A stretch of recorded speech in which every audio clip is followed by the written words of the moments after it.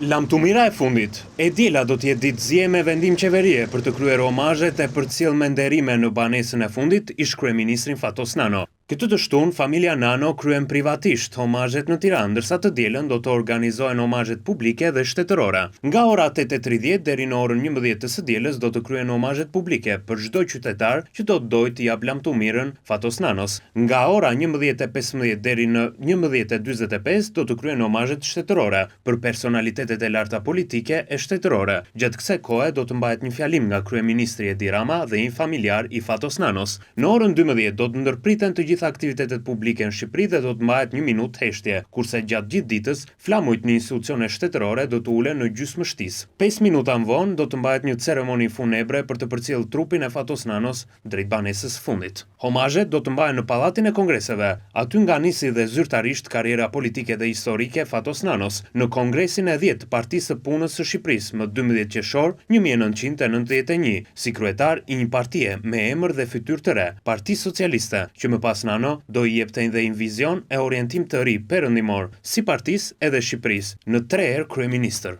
Për gjitha këto merita, pasuesi i tij de facto në kryet Partisë Socialiste dhe kryeministri aktual Edi Rama i ka kushtuar një video kartolin, duke i premtuar se do ta ketë përgjithmonë vendin e nderit në Partinë Socialiste.